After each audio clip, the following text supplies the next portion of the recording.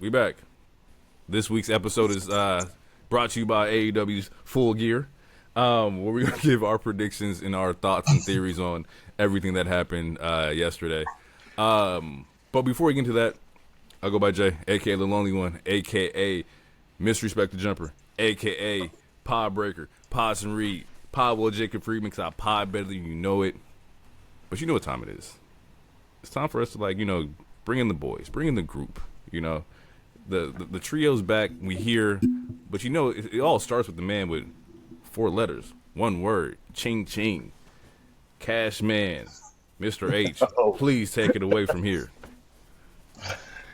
He is a wild card. He is the king of gorgeous. He is Mr. Sexy Ass Lottery. And that's not just me saying it. Everybody's saying it. His name is 4 letters, 1 word. Actually, I have a confession to make. My name is not Hero, and it's not Brion. I am not from America, actually. I am from a small island in the Bermudas, and I've been hired by the CIA to infiltrate the black wrestling community to stop them to stop you guys from wearing deodorant and cologne, because we want you to smell just as bad as the whites, so that no one gets blamed. And is this true or not? You will never know, because I'm the CIA. Hero, and I am. That's hilarious. I think he's full Fed man. The Fed man. There's backstory. There's backstory. Oh, there's context? But first, yes. Okay. It's your boy, the third Mike. It's the OTC of the Monday Night Wave podcast, baby. It is the original Oracle, the first one. Never to be duplicated. You feel me? I mean, there was still Batgirl. Yeah, that's true. You said what? We still got Barbara Gordon. Man, that bitch is animated. She ain't real, okay? Got me fucked up. I'm the real Oracle in this motherfucker. All right? How's it going? What's happening? It's your boy DT. Okay, I need context. You want context? Yeah. Okay, before this starts,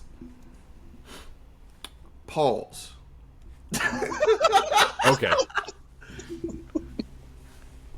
So, if he wants to tell a version, he can tell a version. I'm just going to tell my side of the story. So, a couple of nights ago, I had took some sleep aid. Mm-hmm. Generally, when I take sleep aid, I have very vivid dreams. Very vivid dreams. Okay. Well, the highlight of the dream, the part that I can remember the most, is I get a text from Hero. It says, "We gotta talk. I'm coming over." So I hit him back. I said, "All right, cool." I'm telling my girl, "Hey, Hero about to come over real quick." You hear a knock on the door. So I answer the door. He come in. He go, "You might want to sit down." I'm like, what the fuck? What the fuck I want to sit down for? So I sit down. This man has a stack of papers in his hand. He goes, "We've been friends for a long time, but I gotta tell you the truth." And I said, so now I'm looking at him, because in my mind, in my dream mind, I'm like, if you coming out, that's cool. You still my dog. I still fuck with you. You still my friend. I don't care about that. This is worse. This nigga goes, "Brion is not my real name." So I said back, and he "And everything you know about me is a lie." I'm like, so who is this? He goes, and he tells me his real name, and I don't hear it because it leaks out. Yeah. And he goes, "I'm from the Bermuda Triangle, and I'm undocumented. And here's his stacks of papers." And as soon as he goes to hand me the stack of papers, you hear "It's the FBI. We know you in there." This nigga busts through the balcony glass, jumps off the balcony, and disappears. And that was my dream. whatever sleep aid you took, cut the dosage in half. You know, we gotta take one every 8 hours because that's just crazy. I woke up and I was like, it felt so real. I had to text him. No, that's funny. I would have did the same shit. I hit him. I said, "Hey, you got it. He was just in my dream. I gotta tell you some shit. This shit was weird." Being undocumented from the Bermuda Triangle is crazy, nigga. That's nuts. Yeah. So, Okay. with all that said, it's still fuck ice. 1,000%. I don't even have ice in my water right now. 1,000%, nigga. That's crazy. Room temp.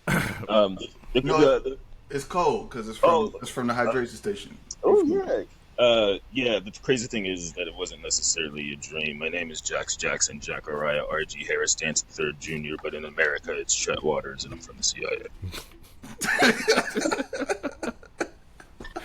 Okay, all right. We don't got a lot of news this week to cover, so we got another Star Bench cut coming up for you guys. But before we get into that, we got some quick little recaps we want to touch on this week because some things did happen. First things up here, War Games promo. Actually, we'll come back to that. We'll start with this. Ziggler returns, right? Dolph Ziggler is the surprise entrant in the last time is now tournament. Fought Solo Sikoa this week. Had an amazing sell to the spike. One of the best sellers in wrestling. Yeah. Yep. And also one of the biggest goddamn liars we know. Because I could have sworn we came out here and said, he didn't want to have no parts, and or maybe that was the NXT aspect of it. Maybe that was the case. Yeah, that's what it felt like at least. But huge pop. I think the week before was Cardona. This week was Ziggler. I thought that was. I'm okay with that. Dolph is one of my favorites. He was a really good wrestler. Still is a really good wrestler. What was you guys' thoughts on the Dolph return? Was it who you guys were expecting? I was hyped because I was a huge Dolph Ziggler fan. I can't when I got into wrestling, in 2015, whatever. It was right as his winning stopped. But I was still I was still rocking with him because he was one of the first characters. Him and Seth and Wyatt were some of the first characters I gravitated towards and started following. And that's what got me into watching weekly. So yeah, I've always been a huge Ziggler fan. So yeah, I was hyped for it, and I think it's cool because, and I didn't even realize this. I saw this on someone's random Twitter, but when John Cena was in his heel era, he mentioned Cardona and Nick Nemeth in one of his promos, and then they end up showing up. So I think that's a really cool callback. Yep. Yeah, I thought it was fire. I was glad he got the pop that he got. A part of me wanted him to beat Solo, but I understand why he wouldn't. And also, this man really, really cares about the business. He really cares about the business because he was interviewed earlier, maybe a week or two beforehand, as Nick Nemeth by somebody I can't remember, and they flat out straight asked him. They were like, "Yo, mystery opponent, is there any chance at all, any chance that we'll see you there? It looks like you might have some openings, maybe." And he was like, I don't think that's gonna happen. I haven't been contacted. No one said anything to me about it. It would be cool, but it's probably not going to happen. So, no, I'm absolutely not coming. Just bold-faced lie. Fantastic. So, shout out to Nick Nemeth, a.k.a. Dolph Ziggler. And shout out to Zack Ryder. He made Solo look amazing, as he usually does, or as he always does. Again, amazing seller. He did.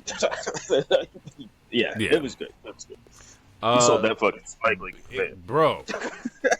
He got shot. He got sniped from 50 feet away. That's funny that you say that. Away. I believe this week, I think it was on Collision. I think the Sheldon Speedball match, and Sheldon tried to call it audible, and the ref didn't hear it, but he hit Speedball super fucking hard. He sold it, and he was trying to go for the finish. But it's just you gotta when they sell like that, and we know the match is over. Just follow through here. Let's just knock this bitch out. So shout out to the wrestlers who really do take that shit like to the next level. That might be another start bench cut. We might have to put in like sellers, like who's the best, or what that landscape looks like. Getting into Rhea's in that conversation. You said who? Rhea. Rhea? Yeah. Rhea, Io, Yeah. Dolph. Yeah. Rhea's in that conversation. Yeah. Yeah, absolutely. Yeah. Yeah. She sells a DDT better than fucking anybody I've ever seen. Javon Evans versus Gunther happened this week. Heat. And I think that was one of the wrestlers I wanted to see go forward, but once Gunther noise came out, it was like we knew what the fuck it was. Yeah, it came out with the Walter music too. Yeah, I was playing, shit was heat. That's still in my workout playlist. Nigga, it's like he came back with a new theme. I was like, yeah, there's no shot. Or the old theme back, like there's no shot, bro. And his nose don't look that different. I was expecting something crazy. You was expecting a Roman upgrade? The veneers of a nose job? No. Yeah, I mean, I wasn't expecting, like, let's say, from a scale of nothing to Michael Jackson, I wasn't expecting nothing crazy. I thought it would be a little more different. That's it. But it doesn't look different. Good God. That was all. That was the statement.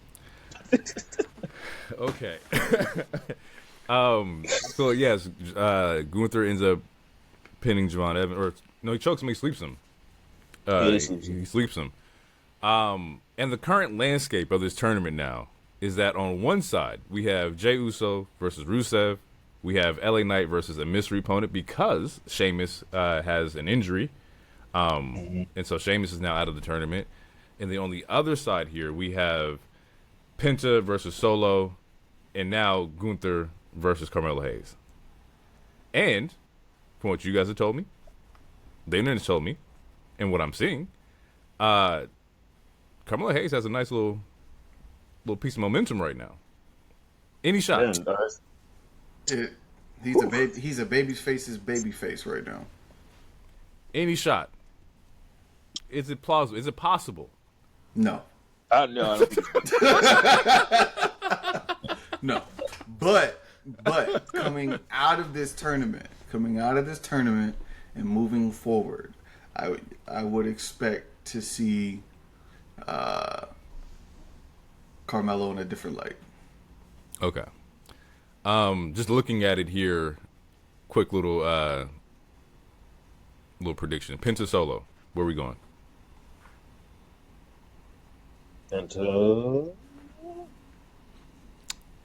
Seattle. Yeah, I think Penta. I mean, Solo's a person who doesn't necessarily need it either. He's already beaten John Cena. Matter of fact, he destroyed John Cena like a year ago in like a 3-minute match. He doesn't necessarily need these wins anyway, and like, so I don't expect him to go too much further in the tournament. Who's the other two that are on that side with Penta and Solo? I don't know. What Gunther and Carmelo. like.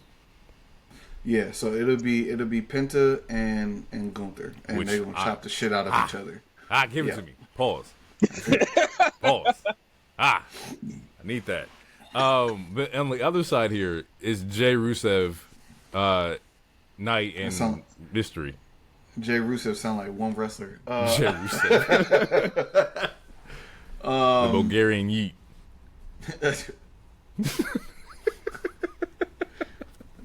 It'll be it makes sense for it to be Jay and LA because they've had beef the last 6 months.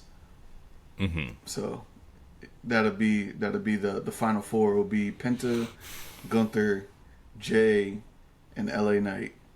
And my fear, you know what's gonna happen, is we're gonna get Jay and LA or Jay and Gunther. Cause somebody gotta get their lick back. You made me tap out. I'm gonna make you tap out. I'm gonna sleep you. What if Gunther pull out some new shit? I'm fine with that too, but I also don't want to see that match. I'd rather see Gunther in LA. I'm with that. That'd be fire too. Just because I don't think we've seen that at all. So That would We've already definitely be seen fire. Gunther like 3 times this year. So. Shit, to be honest, and I might get some flack for this. Give me Gunther and Rusev. Let me just see them niggas like beat the hell out of each other. Big meaty men bumping meat. Yeah, that's what that would be. Give me that. I'll take that too. I'm a pass, but I see what you're saying. I hear you. All right. Cody cut a promo this week on SmackDown. Pre-production, Mr. H here said that it sounded like he was ready to run through a wall here, and that it kind of made him interested. However, the whole team setup doesn't make any sense. I don't like it. Would you care to elaborate to the fans, Mr. Hero? Can we get your thoughts on what's going on here? Well, I mean, I feel like, I'm going to sound like a broken record, but to me, the story just doesn't, lack of story just doesn't make any sense. DT has a good joke. I'll let him tell it. But, the story just doesn't make any sense to me. Like, this whole bloodline stuff, Time out, real quick. the last couple. Can you slide into frame? One more, just a little bit over one more time. Perfect. Go ahead. Cool. I'm slowly getting pushed off into the wind of destiny. But, what the hell was I talking about? How it doesn't make any sense. The bloodline doesn't make any sense to me, but the last couple months, it just doesn't make any sense. But Cody's promo did get me a little more energized for the show. But when it comes to War Games, similar to Blood and Guts, I'm more interested in the women's match. And so far, the team setup for the War Games it was Cody, Roman, Jimmy, Jay, Punk, right? Yeah. Versus Logan, Braun, Brock, Mm-hmm. and Drew. Logan Paul. Oh, I said Yeah, Logan. he said Logan. He said Logan. Yeah. So, and now I'm thinking about it. That shit don't make any sense. I mean, I guess you can see like, Cody, Drew, right? Whatever they got going on. And then Punk and the Vision. But I don't see where the tie-in for the Usos and Roman to be here. And with that being said, I'm going to slide off to Mr. DT here, who also said something very great. What? It doesn't make any sense. Why is Roman here, DT? Roman is here because it's fucking Roman Reigns. And we put him on the poster in June. It doesn't have to make sense. It just has to make money. That's it. We put your top six sellers for merch in this match. You're gonna watch this match. We don't need it. It doesn't need to make sense. That's just what it is. It's gotta make money. It doesn't need to make sense. I feel like we also said pre-pod is like one of Tony Khan's like money matches here. He just threw somebody together and said, "Go out there, show me what you got." It's very similar to like why is the conglomerate in the blood? Like a lot of these people don't win nothing. But yeah, with this, and then on this side, it's like Roman just told y'all, I don't want to see you till Christmas. Jay and Jimmy were literally just kind of beefing by Jay's attitude and like him throwing him out the Battle Royal. Now they're all friends. Cody randomly shows up on Raw, so like we'll throw him in the match because he just randomly showed up on a Raw. Like I get what DC said. It absolutely makes sense that way. Yeah, sure. But as far as following this story, is following all these characters, which I like majority of these characters, I'm like, what the hell is going on? You need them to have a meeting of the minds. They need to all sit down, or you need them to go. We need to go recruit somebody. We need help. They did that shit last year. Listen. It's pretty much the same team as last year. It is. It's dead ass. It's the only difference is Cody and Sammy. Yeah, it's dead ass. Which, by the way, I'm just gonna slide this in here. The Sammy promo for the Survivor Series style match. That shit got me hyped. Yeah, I'm more excited to see that match than I am to see War Games. That's just me. And I love the promo. I just thought they looked like the most non-threatening team I've ever seen in my life. That's what made it dope. He was like, "We got the best tag team from the U.S. We've got The best nigga from Japan. the best luchador from Mexico. We got Shinsuke Nakamura, King of Strong Style from Japan, and you got me. You got me." I was like, "Yeah, I'm tapped in. I want to see all of y'all do something now." You got me. Yeah, no, Sammy's probably got me too. But then I'm thinking about who they're fighting, and I'm like, I'm not excited for that shit. I don't want to see a single thing about this. So, the question is, who on Sammy's team takes the pin? Because you know Sammy's team is losing. Like who's taking the final gonna pin? be Sammy. He's gonna be the last one. The true underdog getting his ass whooped by a bunch of Samoans. Damn, that sounds familiar. You know, Like I seen that before. Look, you know, Sammy been involved with the Samoans since what, 2000, since 21? 22? yeah. 21, 22? Yeah, bro. Yeah. God He's going damn. for the rest of his life. He was on that boat on that episode with Stephanie. He's in it for the rest of his life. Yeah. Bloodline yeah. vortexes. We're gonna have to do a quick analysis like later down the line of like everybody trapped in this goddamn whirlpool here. It's not a vortex anymore. It's a universe. Nah, yeah, that's It's a separate universe. It's just like how Marvel and DC sometimes do crossovers, like they do in crossovers right now. You know, let me step into your galaxy real quick. Pause. that's Instead great. of- Bloodline Instead world of the is, MCU, it's the BLU. man. BLU 001, like shit, bro. I'm That's pretty sure there's crazy. a fraternity somewhere. We gotta be careful. Probably. With Survivor Series being next week, currently the match card is the men's War Games, the women's War Games with Rhea, Io, Alexa, Charlotte, and AJ versus Nia, Lash, Asuka, Kairi, and Becky Lynch. John Cena versus Dom, Stephanie Vaquer versus Nikki Bella. Quick little predictions off of this match card here. We already know that we're I don't know if we're all on the same page here, but we might be. That Jimmy might be taking the pin in the men's War Games match.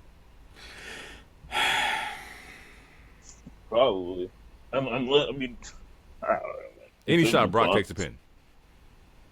I think the heels are winning. So The vision is definitely winning because you got to cement Logan Paul and how crazy it is that Brock came back for some money. Also, quick shout out. He did, bro. I told you like 2 episodes ago. I know. Paul Heyman is going to be like, yo, whenever we need some major help, and that's all it's going to be throughout the year. He's already. At least that makes there's a thread with there because he did his intro at Wrestle. Like that's a thread. I can see that. Yeah. That makes sense. Along with the 20-year career, but Yeah, that too.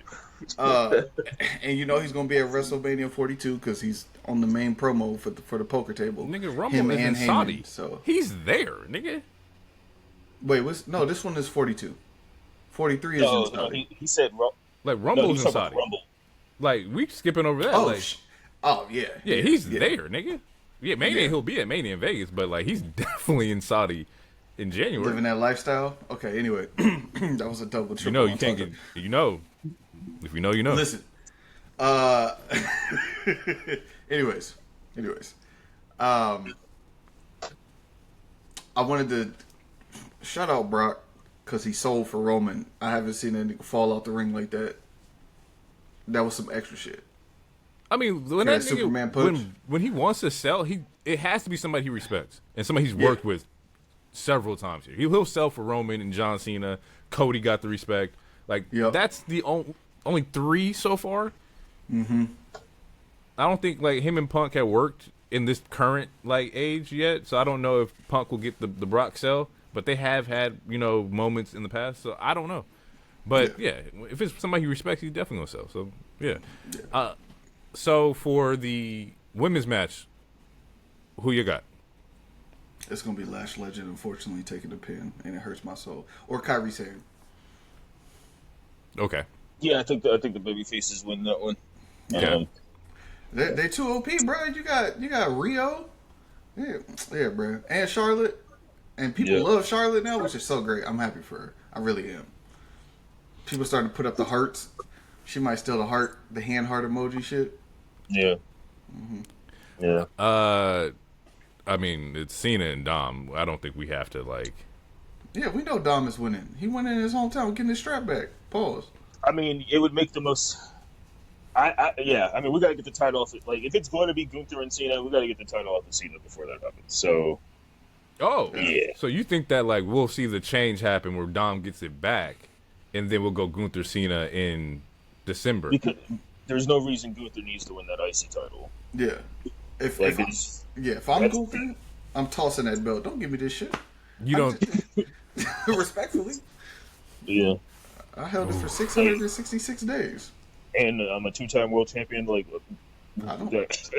in the and then you want me to go back to the IC? I was a 2-time world champion this year.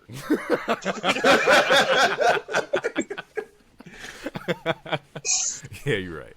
Okay, so I thought Cena was gonna walk out with it. I thought that he'll go into the tournament with the belt, which just would make people watch even more. That not us, of course, but like the average, like, oh my god, he's gonna defend it. Okay. I gotta ask you a question. How many more people do you think they can get to watch this? It's John Cena's last match. I think it just adds like it's just extra like frosting on the cake here, where it's like it's gonna be for a title match. It's last match here. Like I think that That is the title. I sent John Cena to pasture. You never saw him again. None of you niggas can say that. Yeah, I choked him out, took his belt. I beat John. Look what Miz been doing. Miz been walking around for 20 years. I'm saying I beat John Cena. Yeah. That was which he did. Yeah. Me. I beat John Cena. I'm a Grand Slam champion. I beat John. You ain't did it. Who are you? I'm awesome. I beat John Cena. Last one here that I think only have 4 announced so far. Stephanie versus Nikki. Yeah, Stephanie's. Unless if they want to make people upset. I mean, which is they have the power to make people upset if they want.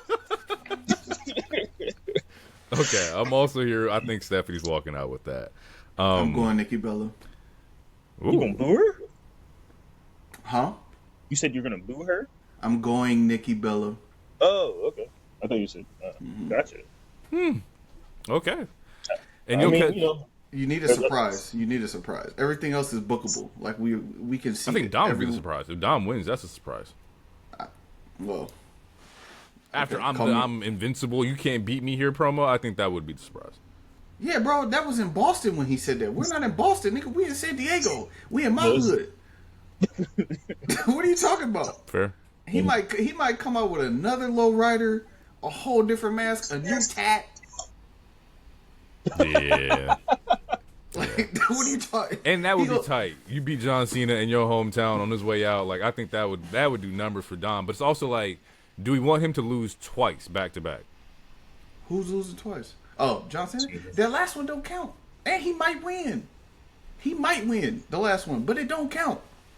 It's a celebration. It's like Chris Paul's last season. We just celebrating. I don't know if you know about wrestling. I don't think too many people are celebrating Chris Paul. Which is crazy. Chris Paul is a legend, but like, I love him. Okay, we'll see. All right, spinning out of that, start bench cut. We have a finisher start bench cut here, and we're gonna go with People's Elbow, Stunner. I knew that was in there. AA. And in this, just like I said last time, we're racing the big moments. Whichever one you get rid of, those moments no longer exist. Yeah, so I'm definitely going to start the Stunner, bench the People's Elbow. Okay, yeah, I'm starting the Stunner, benching AA, cutting People's Elbow. Any rationale behind that? Any reasoning here? It's not that, like, the move is cool, but it's really not that cool. It's kind of goofy. Like it created it to make the Undertaker laugh. Like that's the origin story of the People's Elbow. That's like, fire. It's a fire origin, but I'm just saying, like, if I'd rather hurt a nigga, you know, like actually hurt him with a move. And like if I was playing a game and I like had to choose moves for my finishers, I would rather choose those two than choose Lozobo. That's fair. That's logical. That makes sense.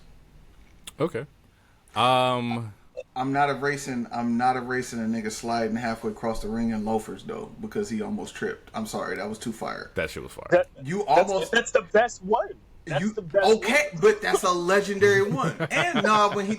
And when he did that at WrestleMania and turned his back to the hard camera so you can see the fans, there's a bajillion moments with that move. But I also am just not a fan of flipping a nigga over like a bag of ice and then pinning somebody. I'm sorry. Flipping a nigga over like a bag of ice is funny because that technically it makes sense. That's exactly what it looks like. Yeah. Like you carrying a sack of potatoes and it's too heavy and you just flip it over and drop it where it's at. Y'all not gonna like it. I know one thing. You bet not cut the stunner. That's all I know. I'm gonna cut the stunner. Huh? I'm cutting the center. Hey y'all, it's been the Monday Night Wave podcast. We appreciate y'all for listening. This is episode 91. I'm cutting the stunner. Check us out on 92. What the fuck are you talking about? I'm cutting the center. I'm standing on it only because I remember more moments with these other two. Right.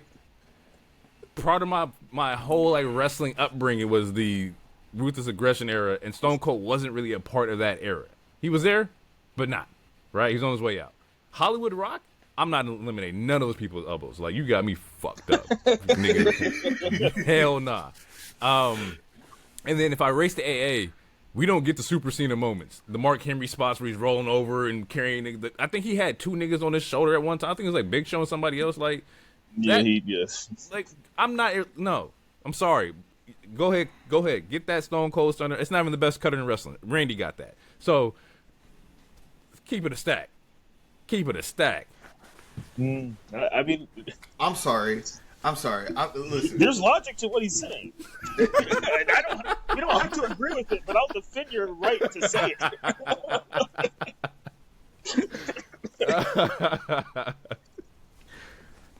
Bro, you ain't never wanted to flip your boss off, kick him in the gut, and then just bow. You ain't never felt that in your life.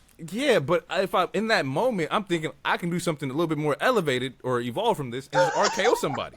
Like, just what? Out of nowhere? Yeah. Bro, knowing the stunner is coming and it's still hit. To me, it's coming. I think a lot of Austin is a lot of nostalgia bait, bro. I don't think he aura forming? That's crazy. I think that, like, as good as he was and is, I don't know. Even when you saw, like, you know how not basic the move is, but like to where nigga like KO does it and we don't even like trip because KO has a great fucking stunner. If I saw anybody else do the people's elbow, the RKO or the AA, it'd be like, bro, what the hell are you doing? But we was okay.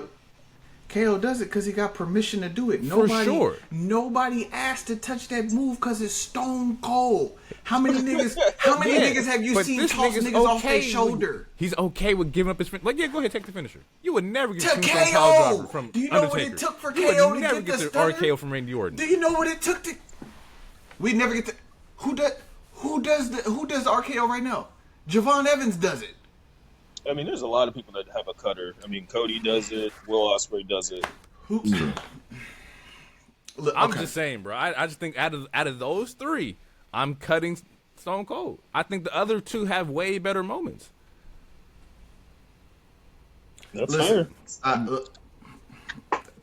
sorry. Y'all niggas for this nigga stunning VKM 90 times and from 95 to 98, bro. Like, nah, bro. Because that shit was hard. First of all. Secondly, because he couldn't take the stunner. He definitely couldn't. I mean, the Rocks were the best one. Absolutely. Yeah. And the Rock sold that shit. shit. Sells. Yeah. Rocky sells. He was selling it just to make. Yeah. Oh, but he. Yeah, bro. Nah, bro. I'm sorry, bro. And then I know Hero don't like him, but Pat McAfee getting stunned and then still drinking beer, that shit was great. Yeah, That shit was funny as fuck. To me, sorry, I can't get rid of the stunner. That shit is crazy. I understand that. I understand entirely. I'm not knocking your choice. I'm just saying that how I feel. How is it that I always know you gonna do some off-brand shit? Just saying, man. I am who I am. I respect it, but I don't like it. But I respect it. All right. It's time for our recap of Full Gear here. Full Gear in New Jersey. I believe it's the Prudential Center in New Jersey. Yep. It's where the Nets used to play? Yeah. I think that's exactly what that is. So, they're in Jersey. Going into this, I didn't have a lot. I actually didn't actually watch a lot of Wrestling Week, and we'll talk about that post-pod. But I like the fact that they kick off with the the tailgate match, like ending or in the middle of it with the fireworks and everything. I think it's a dope touch. I think that's very unique. So I do like that. Quick note about this match is that first off, it's Don Callis families, Hechishiro, Okada, Konosuke versus Dorada, Mystico, and Neon from CMLL. The CMLL World Trios Champions. The quick little story bit while I'm bringing this part up is that Okada was notoriously late for the match. On purpose. I mean, the fact that he's in the pre-show is something absolutely... And this is coming from someone... I don't even like Okada. Wait, time out. Okada didn't show up when it was pre-show. He showed up when the show actually started. He was like, I'm not being on the pre-show. Pay-per-view time hit, I'll come out. It's just they even tease him being on the pre-show is what I'm talking about. Like to even book the match for the pre-show, you got the IWGP World Champion who just won the G1 on the pre-show with Okada. That's just crazy. Yeah, that's crazy. But we talked about it last time, or not last time, but a couple weeks ago, where it's like, do they got enough badges for this? No. They ain't got enough badges for him to show up on time. Let's ask the question. Every time we see Okada's name in the match, do they got enough badges for this? They do not. Charizard didn't obey. He came out late. So, in this match, quick highlights is that we see Okada hit another Rainmaker on Konosuke, just fueling their beef even more. And I like it. I think this is one of those slow burn kind of like matches. I thought it was going to be on Full Gear, but clearly it's not looking like it because even post this show, it looks like Konosuke's entered the Continental. So they're stretching the story out, and I definitely appreciate that. Like, this is going to be one of those ones where when they do wrestle, wherever it is, it's going to be fire. Spinning out of that, well, I guess I'll give the win here. CMLL wins. They keep their Trios Championship. Okada and Konosuke are about to like beef, but Don Callis is out there to defuse it. Out of that, first match of the show here is Darby Allin versus Pac. This is stemming off of, Darby being thrown through a table that was on fire.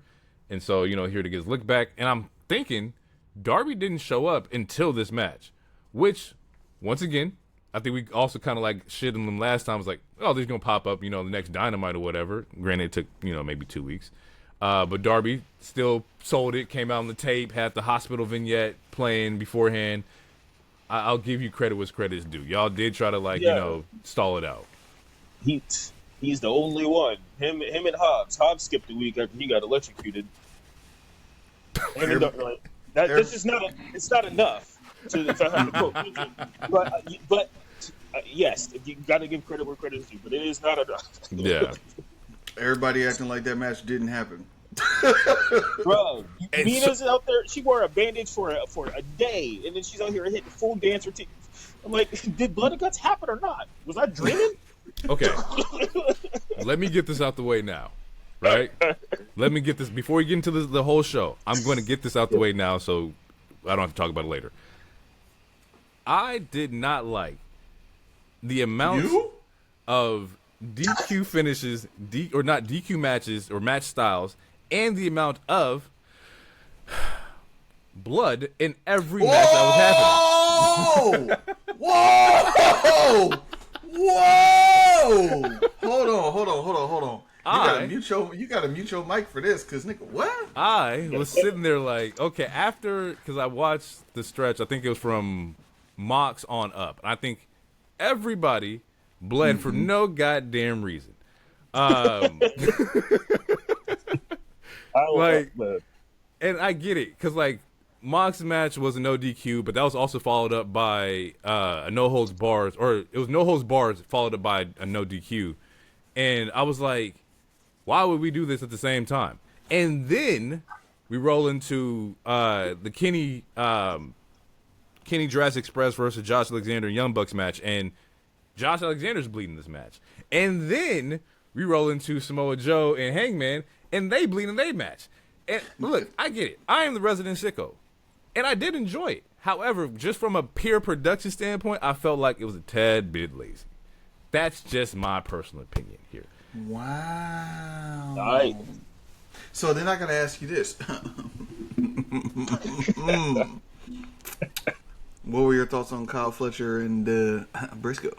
There was a reason why I told you to pick one or the other, right? I said, oh, we can skip the Mox and Kyle O'Reilly match. The one I didn't want to skip was Fletcher and Mark Briscoe. I like that match. Well, they was bleeding all. Oh, so you like where he almost stabbed a nigga in the skull, impaled a nigga through the wasn't turnbuckle gonna happen. Stop falling for the pump fakes. Stop jumping. Nigga, Stay on your feet. Stay on your feet. I can't. How I'm supposed to know you're not gonna do it? You done put a staple in the mouth. You done stabbed a nigga with a syringe. Stay on your feet. You got a box of spikes. Hands up, nigga. Listen, I don't know what they're going to do. They ain't doing that. But my stomach was queasy than a motherfucker that whole time. You got homies stabbing niggas in the nipple with forks, bro. Like, that shit is crazy, bro. That shit and every time happens. somebody do a back rake or a back scratch, I'm expecting to see blood, and I just like it. Listen, we'll continue with Full Gear, but I just want to I'm absolutely shocked. I am taken aback. I am taken aback by your take. Man, I'm honest. I'm a critique. I gotta critique what I see here. I still enjoyed the show. I just felt like, goddamn, everybody got a hardcore match. Listen, probably this. Bro, I love it. It's growth. You're saying this? Oh, okay. Oh, that's not what I heard. I heard this is gross. I love it. So I thought y'all switched places or something. It's like some Freaky Friday shit. That's why I was confused. The blood that got me the most was definitely Samoa Joe, because it was running, yeah, and then he like spit it out his mouth, and I was like, all right, my nigga, like y'all niggas doing too much. And then Kyle Fletcher licking the motherfucking that was too much. I ain't gonna lie, that was OD. That's OD. I don't care what tests y'all do before the match to make sure niggas ain't got whatever they might not have. I don't want to see that on my TV, my nigga. Yeah, I'm not gonna lie. That was OD. I ain't gonna lie. You gonna stab a nigga, and then he said, "What, nigga, what?" And then he go, "Nigga, you know you taste the mercury, nigga. You know you taste the metal. Ain't nobody trying to taste that shit. What is wrong with you? I was eating too." Anyway, come on, man. Yeah. So that's my critique here. If it gets points knocked for the multiple matches, it kind of had the same thing. That was not it was Full Gear. It wasn't blood and guts. This wasn't Full Gear blood and guts. If that was the case, okay. But like, it was like, goddamn, nigga, like we just going ape shit. Everybody. Anywho, y'all was just bleeding last week. And that's also my thing too. And I remember Hero had mentioned that as well. Is that like, we're getting these same kind of stipulations 2 weeks from like, or 2 weeks away from blood and guts. It's like now we're getting blood and guts in a cage. Now we're getting blood and guts without the cage and the Fletcher or I guess Fletcher's not part of blood and guts, but like the Kyle O'Reilly and Mox matches. It just felt like we're gonna redo the hits because that's what got a lot of people to watch. A lot of people were clicked in for blood and guts. And I get that, but that's not what I was looking forward to. So, but then again, it's Mox, and I know Mox, so I should expect something. Just not back to back to back. We could have shuffled the match card around or whatever. Probably started with Mox and Fletcher, and then maybe put Darby and Pac like later in the show. Getting back to Darby and Pac, the premise of the match or purpose was that there's supposed to be no DQ or no interference. My bad. Death Rider's supposed to stay at base. Exactly. It's 4 of them. Like, what do we? It's never worked. In any wrestling promotion, this doesn't work. No, and not only that, which is true, it's just like, Darby, you've been doing this since you've gotten back from the mountain. when has it worked? You've been doing this all year. You just did it. It didn't work. It didn't work in October. It didn't work in September. Like, what are you doing? Yeah. I think one of the spots here was like the military press spot from Pac on Darby, which was kind of cool. I did like Darby jumping off the chair into Pac. I thought that was cool as well. I truly think Pac is one of like the best wrestlers in AEW. He's always had that opinion for me personally. He just knows how to get down. Yeah, it gets injured, and his visa always. Yeah, he could be a lot more. I wish he was a lot more consistent because he is one of the best wrestlers on the roster. With bell to bell, it's just the injuries and the visa. Oh, him taking over. I think it's going to happen. I mean, the signs are there. The fact that he won this match, and I'm like, is very confusing to me because I beat the nigga you couldn't beat. Similar to, but Darby's beaten Pac before. I don't know, man. It's very similar to how I feel about the men's war. Like, it's just, I'm like, if I'm following the story, like, if I'm following the story with Darby Allin, just the last couple months, you lost a random stipulation match, you won the next stipulation match, then you win a blood and guts, and then you just lose this other match to one of the people who's not even the leaders. He's really a crony. It's like, what are we doing? It didn't make any sense to me. But if it pans out of Pac taking over based off of what we see later in the show, then I will let it play out. But as far as Darby goes, like, I don't know. Like, I don't understand his win and loss trajectory. Because his shit is, I just want to take the Death Riders out, and don't understand that you cannot do that. Like, you don't got no backup. There ain't no team here to help you. Like, you are severely outnumbered, and that's how he lost his match. Is that like Yuta comes out, distracts the ref, Pac picks up the Sting's bat, pops him with Sting's bat. 1, 2, 3, done deal. But even with that, I was like, okay. I was watching. I was like, well, great match. I said, Pac is probably, it's one of the two. I think it was Pac or Marina. I think that's going to be the catalyst to take Mox out. And we'll see how that follows through. This next match is one of the matches I told you that we could kind of go without. I think this was definitely like a collision style match, and there's not any knock to the women. I just thought that the stipulation wasn't really like enhanced enough for me to like pay attention all the way, because the winners of the match get to choose the stipulation for the semifinals match in the tournament. And I was like, we're picking the stipulation for the semifinals, it's not even for like the finals of like the tournament. This just should have been one of the tournament matches. Like, they should have just made it one of the tournament matches. I would have preferred, instead of a 4-way tag, we could do the 4-way tag maybe on like Collision to then have entrance for the like a stipulation fatal 4-way or some shit like that. Give me like a precursor here. That way I would have been like, all right, yeah, this makes a little bit more sense here. Because going in, we knew that Tony and Mina were going to pick up this W here. They just took the biggest L 2 weeks ago, or maybe last week. Now we know that they end up winning the match here. They get to pick the stipulation, which they didn't announce. So now we got to wait, another week, maybe 2, to kind of figure out what that is. I just feel like this could have been stalled out a little bit. Maybe not this week, maybe on Dynamite next week or whatever. But that's my only knock here. They did wrestle phenomenally well. Just the actual like emotional like need to watch wasn't there for me. I'll tell you what match was fire though. Brodito FTR. Now I ain't like the ending. If I'm not mistaken, I got a text here that from Mr. DT where he's like, I didn't like the FTR one. Before this match happened, I looked at it, I was like, they might pull this out. I was like, FTR is in a tag team title match. Brodito, as great as a tag team as they were, was a makeshift tag team. This wasn't like they were true tag team partners and whatnot. And I was like, Cope and Christian are coming back at some point. And, as much as we didn't want the tag team titles on them in Toronto, there's no shot that they're letting that happen a second time. So this next battle that they have together will be for the tag team championships. However, match-wise, fire. Bandito, probably my match or my wrestler of the year, performed his ass off. I think Bandito in that 2v1 segment, which also made me a little mad because it was like Brody's been down for a really long time here, and Bandito's just going 2v1. He's popping out of finishers. It just shows that he's really fucking strong, and I like that progression. If we're gonna make him lose, at least make him go out where he looks like, yeah, that dude, he got it. Any thoughts here? I'm just gonna reiterate my point. Like, I get it, I understand. Both of y'all said Christian and Edge is coming. I just wasn't happy with FTR winning. Okay, that's all. And it's mostly because I don't want to hear from Stokely. Oh, we didn't talk about the belly. Yeah, I'm cool. He bald and he ain't got no hoes. The belly fucking callback that he did, which people were like, "Oh, he's doing Stranger Things."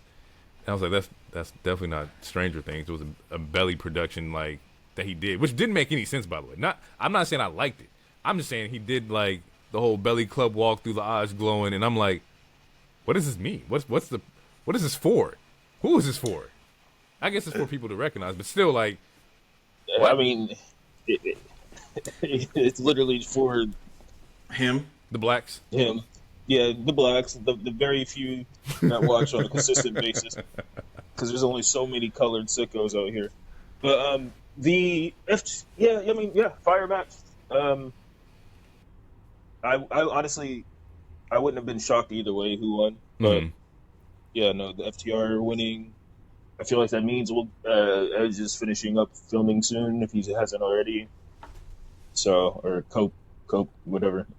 Yeah, but yeah, solid match. Hopefully, Broditos stick around because I don't want to see either one of them not get any TV time or anything like that. So hopefully they stay as a tag team for a while at least. Maybe you get a second run at some point. I think, but either one of them could be single stars. And that's the thing too. I was like, contenders was coming up. They'll probably put one or the other in. I think Brody was in it last year. You probably put Bandito in it this year if that's what he wants. Because Bandito has been on like a crazy schedule. Like he's been doing AEW, CMLL, and like ROH showings and whatnot. So it just depends. Workload is crazy. Yeah, FTR new tag team champs, win by Shatter Machine, and yeah, we'll see where that goes. Casino Gauntlet match. Bobby Lashley starting off against Shelton Benjamin here in the Casino Gauntlet. I ain't gonna lie. Initially, I'm like, yeah, I'm ready to see my boys get down. I'm ready to see them get down. Like pause. God damn, it sounds crazy. And they get in the ring, and they touch up. It wasn't like nothing crazy or whatnot. And then we get the Ricochet entering at number 3, and I was like, oh, I see what they're doing here. And I love how everything executed. Shout out to Ricochet. He was right. Didn't nobody want to see all that wrestling shit. We want to see y'all niggas smack. They try to go collegiate wrestling style. He was like, nah, we ain't trying to see none of that. Ain't nobody trying to see that shit. Although he was correct, I never want to see him pick up a microphone again unless he's doing it strictly to hit somebody. After this last Wednesday and even the show, like I don't. Yeah, last Wednesday was kind of crazy. He doesn't need to talk. Someone else got. Give the phone. I don't think he's all that bad. I don't think he's all that bad. It's not for me. I'll say that. Okay, it's not. That's fair. That's fair. And speaking of hitting niggas with mics, that's exactly what he did. Yeah, no, that's what I wanted to do. Do that. Just don't talk on it. Just do that. Pause. Yeah, you got. We're going a little crazy. My bad, folks. Pod is going to go nuts. Don't talk on it. Is that crazy? Pause. Yeah, pause. Sure. I don't know. Listen, I did enjoy Ricochet. I did. The thing I didn't like about the Casino Gauntlet match, because I liked the whole match. The only thing I didn't like was that people disappeared. Yeah. Like once people started coming out, you never. Yeah. I'm sitting there. I'm watching. I'm like, it's Skin 30. I'm like, what happened to the Hurt Syndicate? Are they not in this match? What happened to Freshly Squeezed? Where he at? Also, if a nigga pick me up by my jeggings, he got to get shot. That's just a fact. Nah, Claudia was going crazy. That was a spot. That was great. We didn't talk about it, but like Ricochet comes out third, and Claudio comes out fourth, right? And so Ricochet's at this point, Hurt Siddington is down. Like he's all right. Fuck, I got to deal with a Death Rider. And then another Death Rider comes out afterwards, and I was like, that shit's funny as fuck, bro. I loved every little bit of that. That was fucking great. Was that Kevin Knight? He looked Kevin good Knight, in that match. Kevin Knight came out of his match, was doing some solid shit. Roderick Strong went fucking crazy. I'm giving a shout out to Mark Davis. Mark Davis, Don Callis family, bigger white dude, came up with the pile drivers. That shit was fucking OD. He came out with a mission, and I respect that.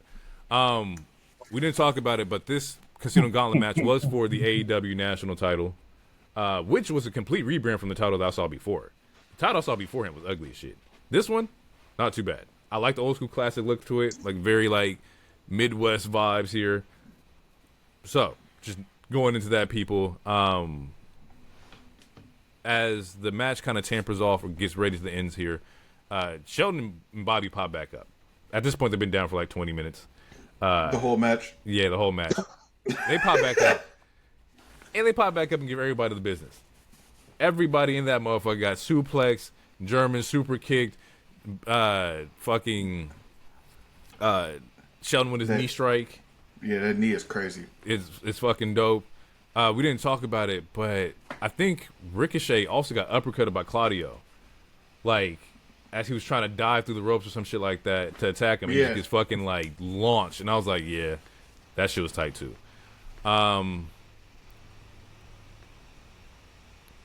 Ricochet comes up. This might have been my favorite match, now that I think about it, of the night. I like that. But I mean, also it's not a bad match. I think besides the aspect that, like, everybody was down for large amounts of time, that's the only thing that I can really, like, knock. But otherwise, Ricochet ends up getting the win here. He gets the pin on Kevin Knight. He becomes the AEW inaugural national champion. And I thought it was a good choice. I thought based off of people in that match, you put on somebody who's irritating, on a heel that you want to see lose, who has the belt, who's going to dip and dodge. It's the same playbook as, i.e., any heel fucking mid-card champion. We've seen it with Dom where he's dodging people, don't want to wrestle nobody. Like that. It's the same kind of like playbook here. So I'm not mad at Ricochet winning here. I think that's a very solid choice. I was shocked. Not mad, but I was shocked. I think we need to. Yeah. I think we need to get a ball up top and go stand in the corner. Look like Hero in an ISO. Oh, you got it, Mr. Heroic. Do we have anything we want to say here? Yeah.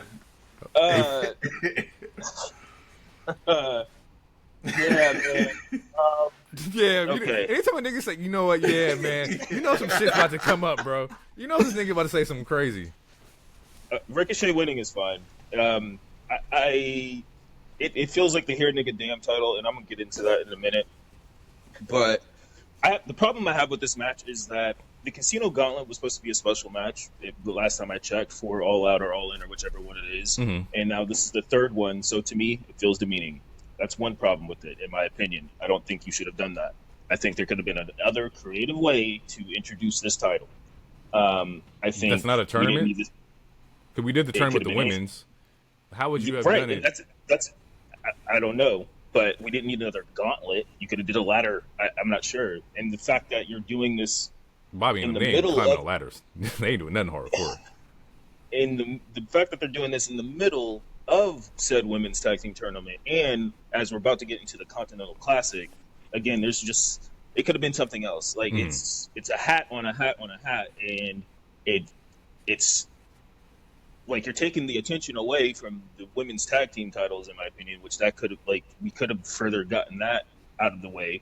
They're just stalling that, and then again we have another Continental Classic. And then I'm not really vibing with them trying to hijack the lineage of the NWA title, because the NWA, granted, no one watches it. It's still a real thing. And then them trying to retcon, like, the history that, and, like, no one's talking about it. And then, like, he's, like, Tony Khan says he talked to dude at NWA, and I guess they worked it out. But the fact that it was even a thing for a week or 2 weeks, and, like, it goes over people's heads, and I don't understand. I don't understand. I don't understand, because we also based on what they're saying, what this title is going to do, we already had that. You had that title, and then you just merged that title a couple months Yeah, ago with I Kenny didn't like Omega and that. Okada. I didn't like that. So I will what give is you the that. purpose of this damn title? Like, we didn't need it, and so that means that like they built a year for that Okada and Kenny match, and now we kind of just shit on it because you essentially made another title that did something similar to the title that you just got rid of. Yeah, and no, because initially, like, I would like to say that the Kenny Okada match was less about the titles and more about Kenny versus Okada. I think you just booked yourself into a hole because now it's like, well, shit, we might as well make this match mean even more by having these two titles. But at the same time, merging them was supposed to eliminate, that particular asset. But also, I understand that, like, we just had Fletcher as the champion, which I didn't think he was losing today or yesterday, but that happened. I think he's just trying to free up space. Maybe have a title that people can like hold on to and lose. Maybe that means that the World Championship is not going to be on people as long. And we'll talk about that a little bit later. But yeah, I don't know. I do agree that we just got rid of one belt to get another belt, and also agree with the lineage of the title was kind of interesting. I'm not sure if the NWA lineage has anything to do with like Ted Turner and like TBS and whatnot. I haven't looked that up, so I don't know. But if that was the case, I could see where they're trying to pull from. But otherwise, yes, very interesting. Came out of nowhere. Nobody expected it. Quickly just recap Mox versus Kyle O'Reilly. Forks, blood, Mox taps. Pretty Much what it is. And I love the match. Only for the aspect of like the follow up with Mox, like he's still tapping. He's now put over in the past 4 months, Hangman twice, or Hangman, Darby twice, Hangman twice, Darby twice, and now Kyle O'Reilly twice, and he's lost the exact same way. He's tapping out. He's tapped. Yeah. I see the story that they're trying. See, the thing with AEW is not that they don't ever have stories. It's just that they're very bad storytellers. Because I don't understand what the fuck is going on. What do you mean? This man went undefeated for a year, and now he's just losing willy-nilly. And granted, like, I get it. It's because tapping is his weakness. You have to put him in a hold. I don't know. It's just, I think they're very bad storytellers. Now, the story with Kyle O'Reilly, like we talked about last week, I liked it. It's just, I think they're telling it poorly. But, Kyle O'Reilly wins this match. I don't know what this means. Like, similar to when Briscoe beat MJF, we thought it would mean something, just like how Bronson Reed beating Roman, we think it will lead to meaning something at some point. So does him beating Moxley, someone who was a champion majority of this year and last year, does that mean he's going to go for one of these other titles? And the last thing about the NWA, to bring that back real quick, what is the lineage of the hierarchy of the titles? The men's AEW is the highest, and then I feel like it's a conversation we have almost every 6 months, so that's why it's confusing to me. But yeah, no. So with Kyle, anyway, back to this. With Kyle getting this win, what does this mean for his trajectory? Because as far as I'm concerned, or as far as we know, he's just kind of still twiddling his thumbs in the conglomerate. So I'm very curious to see what this means for his beating Mox twice. Hopefully that means something for his character, and his character can go do something more important. We'll see, because this match also looked like it was like an injury angle. Well, in AEW, so he might pop up next week, but we don't fucking know. But to just go back to the story aspect part of it, I think the story, it's always been there with what the intentions of the Death Riders was to get motherfuckers to step up and fight. That's whether it's dogging bitches in the beginning. They've been wanting people to step up, and I think you got that. I think Darby stepped up. We seen that. Hangman stepped up. We seen that. I think Kyle O'Reilly stepped up, which he's had potential to do.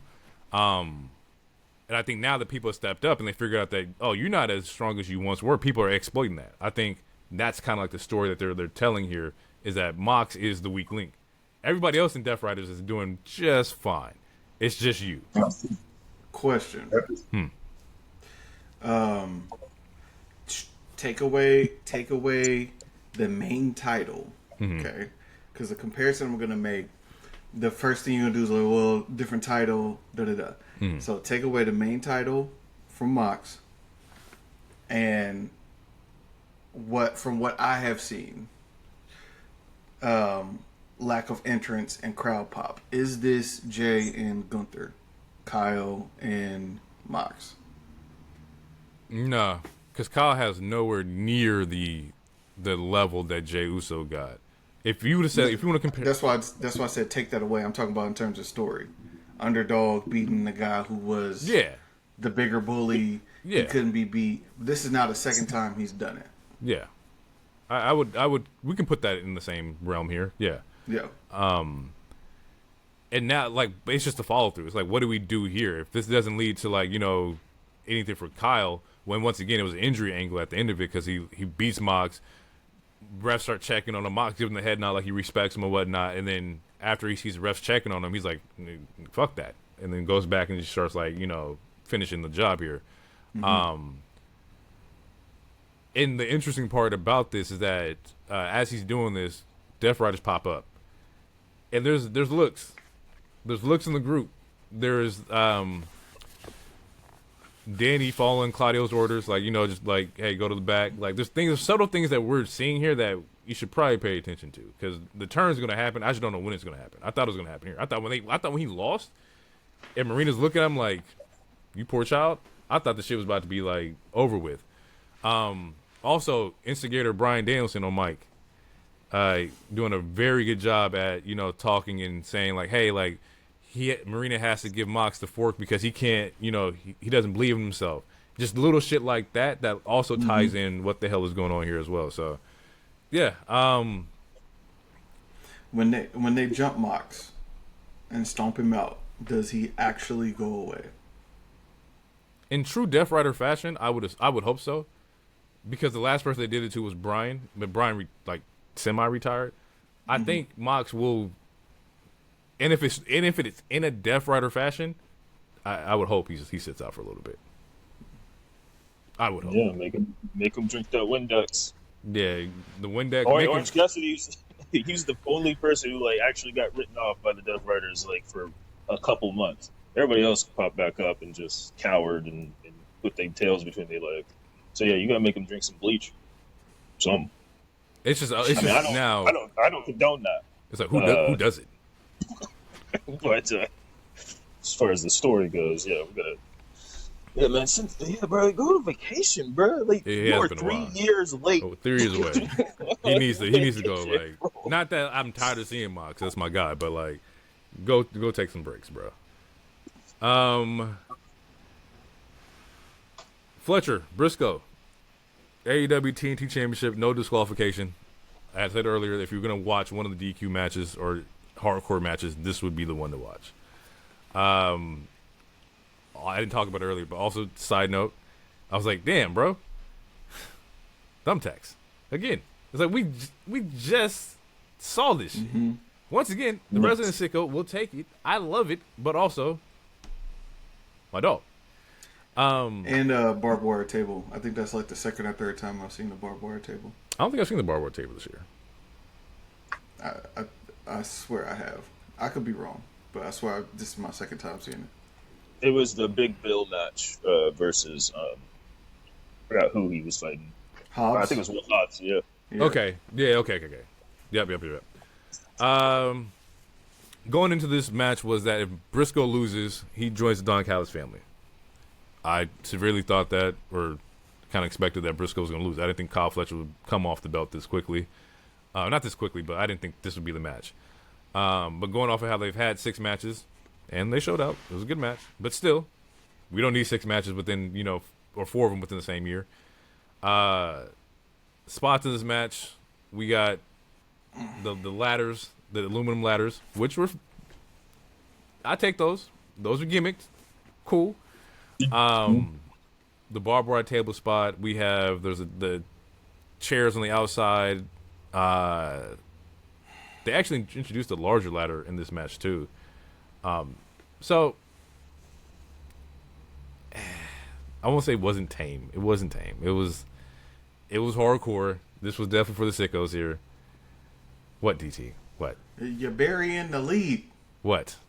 The screwdriver. Yeah. This nigga stabbed this nigga, twisted this nigga, licked his blood off it. I talked about it earlier. You acting like this shit didn't happen. He put the damn screwdriver through the turnbuckle pad and was trying to listen, bro. Squeamish. Hello. Okay. What did you think of the match and like the outcome? And let's start with that match and the outcome. The match is what it was. I thought the outcome was good. I think Briscoe needed to win this match, personally, because he loses too much. And again, similar to what I was talking about earlier, like he beat MJF, and not a lot of people beat MJF. It's true. So you would think that that would lead to the trajectory, it would go up. So, and I think he needed to win this because, like you said, 6 matches, like that's 5 losses. He needed to win 1 at some point. And honestly, the only ceiling him joining the Callis family would have been was just to be comedic. And I think that like that ceiling can only go so far when there's already 13 people in that group. Take out your friends. Like having to like end somebody like that you once loved could be a story. It could, but yeah, I think this was a better route. Give him the win. You have the moment where he thanks, he says this for his brother, which means a lot to a lot of people, including himself. So yeah, I think this was. I believe it was the right call, and hopefully finish was dope. Stay away. The Razor's Edge to the table was cool. I like that. Yeah.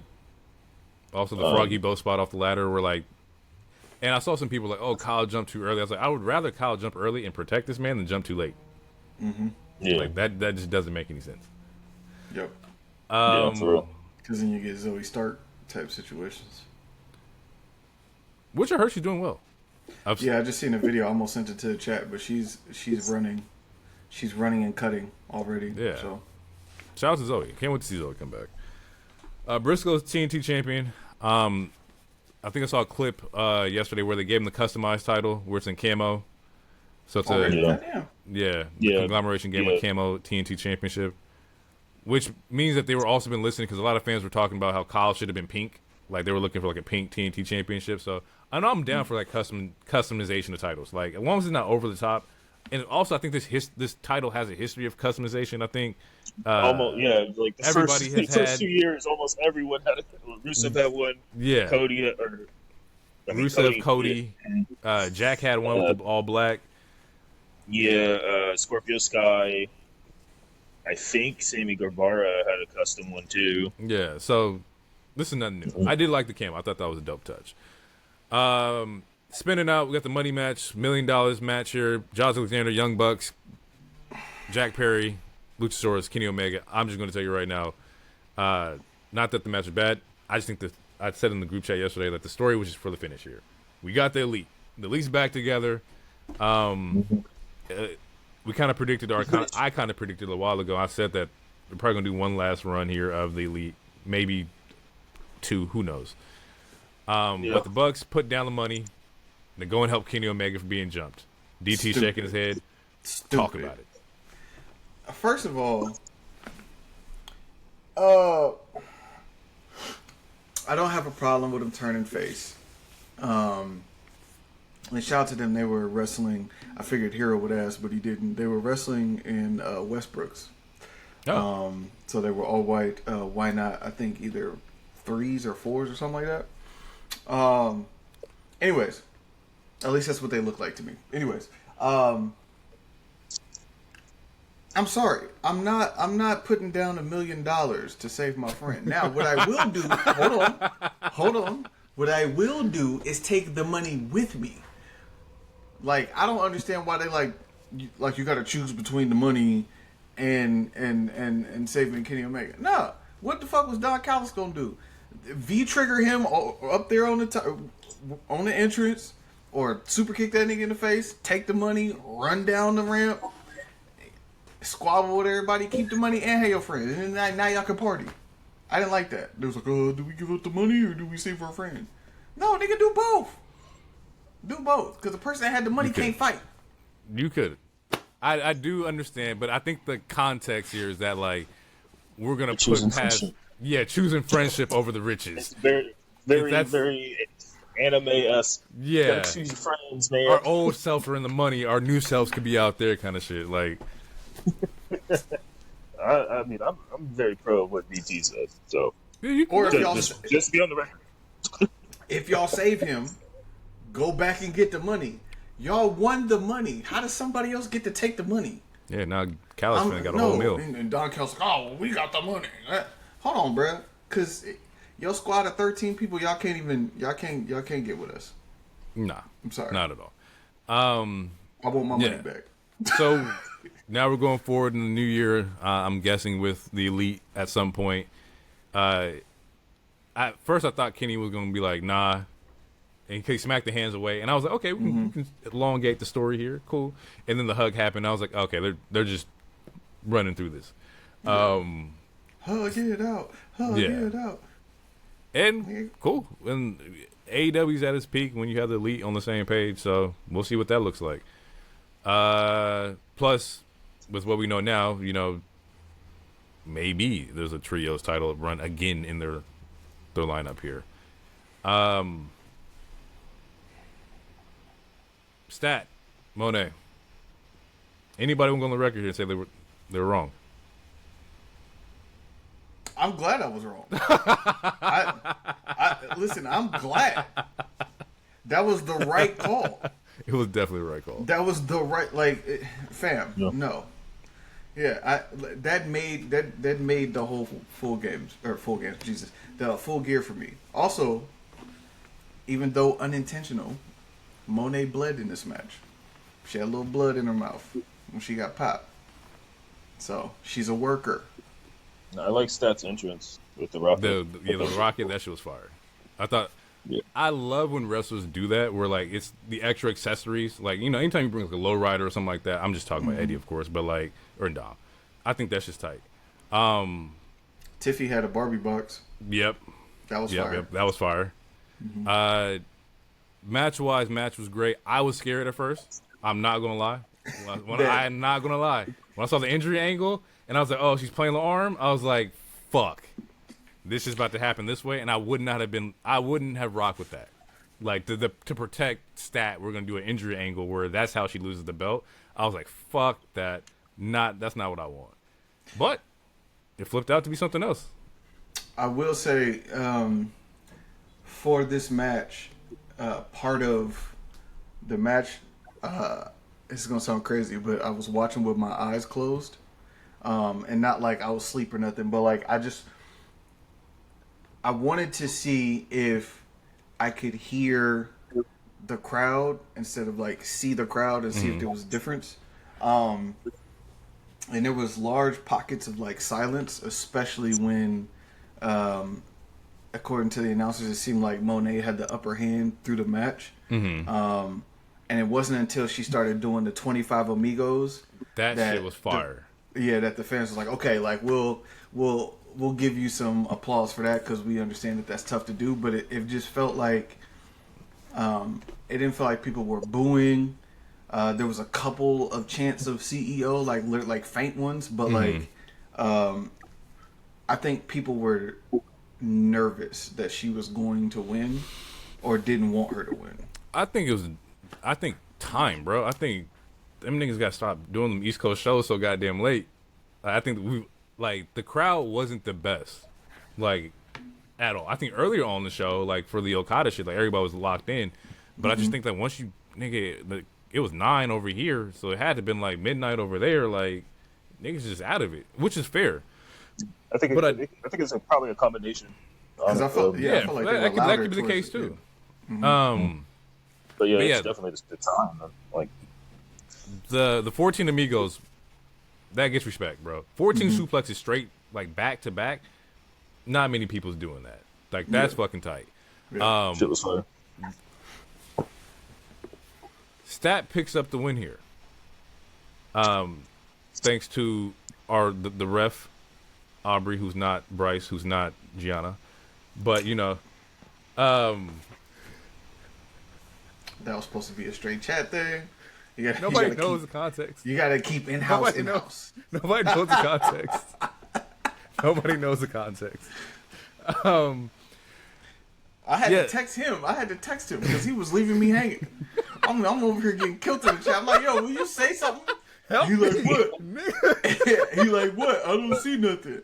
I was chilling. I didn't get no notification. Oh, fuck. Stat picks up the win here. She gets the win one-armed, which I respect. I think that's a dope little move here to show that, you're not the same person you were last year. You're actually stronger than we were last year. Mercedes goes on this drought again where it comes to AEW Championship matches. She's now 0-2.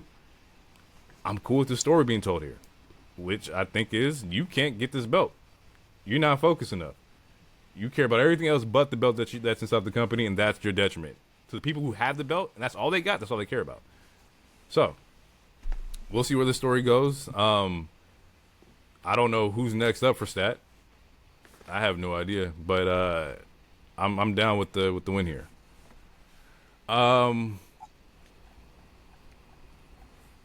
Hangman, Samoa Joe, steel cage match. Buckets. Also the right call. Woo. Also the right call. I don't like. There's some stuff I don't like, but also the right call. Look, that run was abysmal. Ask me what I think about the how was the Hangman run? Shallow and pedantic. Abysmal. He was a babyface's babyface. Hey man, He was doing whatever the crowd wanted to do. Abysmal crazy. Look, let's talk about the match. You want to talk about the match, or you want to talk about the turn? It's part of the match. Okay. It's definitely part of the match here. Once again, I was like, damn, we bleeding again, which is fine, right? But also at the same time, I was over at this point. Overall match, though, I enjoyed. I don't like the camera holes. I get that. I think I talked about War Games, how like the camera inside the ring, where it just looks better. I don't like the visuals of that, but that's just cage matches in any fucking place. Camera holes, it's funny. You said what? Camera holes is a funny term. That is, it is a crazy term. It sounds a little pervy. It definitely sounds pervy. In the context, without any wrestling context, that shit sounds kind of nuts. Yeah, man. I thought Hangman had him. I thought like this was going to be a cut easy. Let's get this one over and done with. And then I sat in the middle of the match. I was like, where is the ops? Where the hell they at? And then Shibata comes out. And Shibata comes out. He's trying to climb into the cage, which I didn't understand that. I guess for the next phase of the match, it makes sense because Hobbs comes out and breaks the goddamn chain. I was like, just go for the goddamn chain. But Shibata has a belt. He's going to climb into the ring to kind of help Joe use the belt on Hangman. Get stopped by Eddie Kingston. Hobbs comes out, breaks the chain off of the door, and then he goes into the ring. I can't remember, how did Hobbs get stopped? Something happens here. He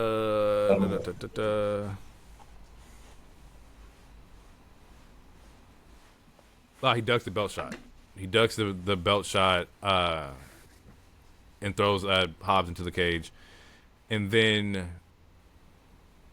Joe hits the coquina clutch on Hangman slips out. Buckshot lariat. We then see Hook come out to wake the ref up. I'm like, okay, Hook and... Wake up! Wake up! Hook, yeah, I was like, Hook out here. Okay, I just saw, like an Eddie Kingston. I guess that makes sense. Ops, Hook, ops, whatever. He then picks up the belt and then smacks Hangman with it. And I'm like, what the fuck is going on here? And then the ops shirt comes out and he's showing that he's back in line with the ops. Pause. For this moment, I'm like, I guess this makes sense. The retcon with him and Eddie Kingston. No. Let me finish. Let me land. Let me land here. I was like, I guess this makes sense. Like the tag team between him and Eddie hasn't been working out, and from what I've been seeing and watching and hearing about, Eddie Kingston, he just doesn't look 100% just yet. I think he's about probably like 60, 70%. So before we can even do something with that, we need to make sure Eddie Kingston can go 100%. I was like, well, shit. Now I guess like he's not gonna lead the team, and if Eddie's not ready yet, all right, fuck. I guess we're gonna do fucking him back in the ops. All right, I guess we're just retconning live. I'm all for a retcon, but the actual retcon didn't make any sense. But the thought process behind it does. I never left. Yeah, he rips out the shirt, and I'm like, what the fuck is going on here? And we see Joe ends up what's his move? The muscle buster on Hangman on the belt, on the title. 1, 2, 3, Joe wins. And at this point, I'm shocked. I'm like, oh fuck! Everything I thought I knew, I didn't. I had my whole like script planned out. I knew exactly what I was gonna say about the title match. Yeah, it was a good cage match. Hangman came out won, but this turn here, I'm like, oh shit! Now everything I thought I knew, I didn't know, and now it just makes it even more interesting to me because now it's like Joe as a champion, a 2-time AEW champion, is solid. Joe's always been solid with the belt. He's always elevated the next person who's had the belt or who's coming after it. And now we get heel champion promos from Joe, and I'm all for that. Before we talk about, before I open the door here and let y'all come in, MJF still has a contract. Mm-hmm. And I thought that he cashed it in, but I forgot the whole him killing Mark Briscoe and kidnapping Mark Briscoe was to get Hangman to just do the match without the championship being or the contract being attached to it. So right. MJF still has. Yeah, and he has to give a week ahead. 7 days. And I completely forgot about that. I was chatting with somebody on Blue Sky about it, and I was like, I thought he burnt that. And he's like, no, he didn't burn it. And I went back and looked up everything. I was like, shit, he still has that contract. So there's now an MJF thing in play here. And we'll see how that all like pans out here. Other than that, the panel's all yours. The floor is yours, guys. What do we got here? Hey, who are all Mr. these Hero, other niggas wearing the off shirts? Who are all these other people? Wait. Because that comes after the match. What do we think about Joe winning and that? I didn't know how to off Dojo. Yeah, like what the fuck? I'm fine with Samoa Joe winning. I'm still lacking to understand where you said the part makes sense because I still don't. I can't make any sense. The retcon, the thought process behind the retcon makes sense. Not that Hook didn't make sense. That I agree with. I don't understand it. I'm happy with the result, but I do not understand the whole Hook thing. I think again, Hook also needed a beard or something. He just looked like 18-year-old Stewie Griffin to me, and it just be like, I'm just saying. Where's my money, Brad? Where's my money? I need like, give me like the dirty Dom stash, something. I need something to make it like to where you look like a heel and not that. Yeah, but yeah, I'm fine with the result. I just don't. All the extra characters we get, I'm like, what the fuck is going on? Who are these niggas? Like we just escaped the Death Rider storyline where a gang has, and now we got another but this time it's a dojo, so it's like cool. You got the whole Foot Clan with you, great. The fuck is going on? And it's funny because like the match ended at like 9:20. I was like, we still have 10 minutes. I was like, what the fuck are we gonna do for 10 minutes here? I thought like they're gonna, I don't know. I thought there was gonna be a Bandito Jericho moment or something like that. But then you couldn't do that because of the cage match. But just something was gonna happen. I thought they were gonna try to retcon something. DT, thoughts about the match? Yeah. Or post match? Match. I am shocked. I was flabbergasted. That was quick. That was real quick. 133 days. That was quick. It's 4 months, and that's fine, bro. I don't need 9-month title reigns. It didn't feel like 4 months. It felt like grand opening, grand closing. Abysmal's crazy. I can't say abysmal. Let me I'm gonna pull a hero here. They didn't build any credible heels for him to go against. Where was the rivalries? Where was the storyline? And it's funny because I thought about that too. I was like, where are the heels? He said, "Well, No, like, he's abysmal. like, Look. Like not abysmal, but if he said there was no heels, I would give him that because I was thinking like all the heels are currently tied up in something. It's like Moxie doing shit over there, losing to Darby and Fletcher. Mox don't need to be near the belt. No, for sure. He beat Mox, he beat MJF, he fought Kyle Fletcher, and then he fought Joe twice. Like, let's see here. In World most title. of those feuds, he was being very complimentary to his. Yeah, he was a babyface. He was a babyface's babyface. If you wanted a shot, all you had to do was ask. This is true. And he fucking was. So yeah, Yeah, it bro, was Mox is the first one, and then we have Mox again. Everybody's banned from ringside. He beats Mox twice. We then have world title against MJF at Forbidden Door. He wins that one. He fights Kyle Fletcher in Toronto. He won that one, which I love that match too. He then fights Lee Moriarty, which was a dope match in Lee's hometown. Then Samoa Joe, and then Joe again. So yes, no heels. Wait, the in Lee that. Moriarty, that was a title match? I thought that was just the open challenge. Oh. It was a title match. Yeah, so out of this list, while I love the wrestling matches, I will agree, no credible heels besides MJF and Mox. I guess Joe, Mox, Joe, MJF. But there was no storylines built from the Mox one. There was nothing that built up anything. I guess the long game here is MJF, which I think is what's probably going to happen is that he'll get this rematch and the MJF's going to fuck him over. So that's my thought process with that. Post match, they're in the ring. DT's favorite spot here with Joe spitting out blood. There's Go ahead. There's the Ops Dojo comes in, and I'm like, who the hell is all these niggas? Yeah. Like, why is there a dojo? Like, what the hell is going on? Literally, who are these niggas? Who are these like, niggas? What is going on here? I'm like, okay, they're hovering a really long time here. We didn't mention it either that Hangman changed his theme to the Red Dead theme for this match, which I felt like these two, I don't feel like were the best moments to do that, especially when the crowd needed the energy.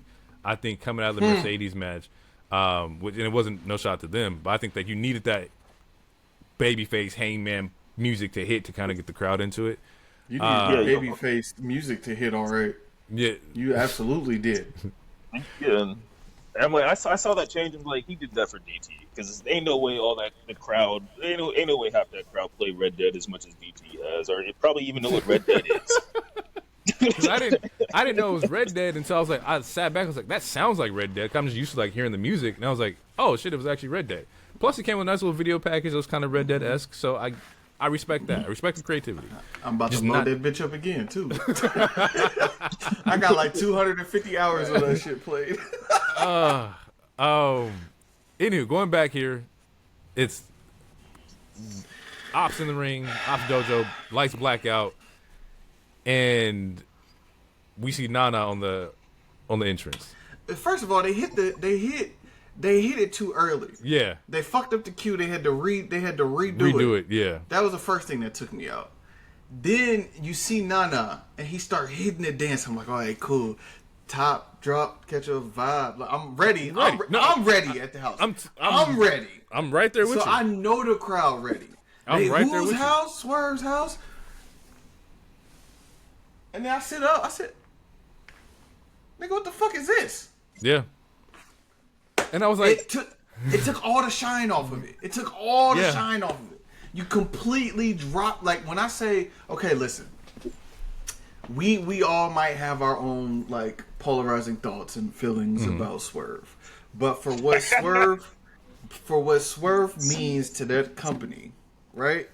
That was the absolute perfect moment for fan service. You now have established a new big bad heel. He's drenched in blood. He just killed your cowboy. Cowboy shit is done. That shit is over with.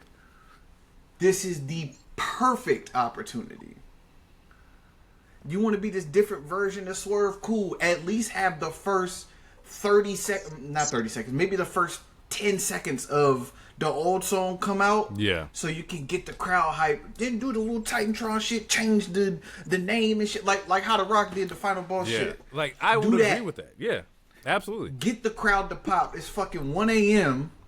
Get the crowd to pop. Niggas is doing a dance, whose house, and then change the Titantron, change the music. Then they're like, oh shit, wait, this is a different version of Swerve. Yeah. He's sauntering to the... Nigga, the music ain't even saunter worthy. It's not. It's not. You got this nigga Nana dancing next to you. You doing all this sauntering. The music not even hot. Then you get in the ring. You want to slow walk up to Cowboy. And then you smack a nigga. Now I'm like, okay, cool. We smacking niggas. Fine. But then you take 10 minutes to roll around in the blood that's already in the ring. And I was like, I'm cool. I'm good. I'm good. I'm good, dog. I'm good. You should have, like, what's the best way to put it? It's like you, like, this ain't the pod, but it's like you about to get there. You about to get there, and then it don't happen. And if you know what I'm talking about, you know what I'm talking about. It's like you right there. You right there. It's finna happen, and then it don't happen. Look, I'm going to agree with the majority of everything you said. Because I was expecting it too. I was like, okay, if you're coming out with the old theme and then switching to the new theme, dope. I love the production aspect of it. If you take the music aside, the house on fire, the light show that happened, the Nana pop, even though it was off, I thought that shit was dope. I thought everything about that was fire. The only thing to wrap that bitch up would have been the music. That would have made it so much better. And once again, you needed that fan service. We didn't get that with Hangman. I for sure thought you would have done it here. Also, side note, I knew he was coming back because I think it was the Casino Gauntlet.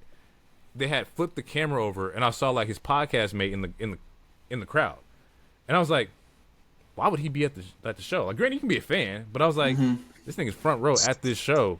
What the hell's going on here? And I was like, oh shit, Swerve's probably coming back.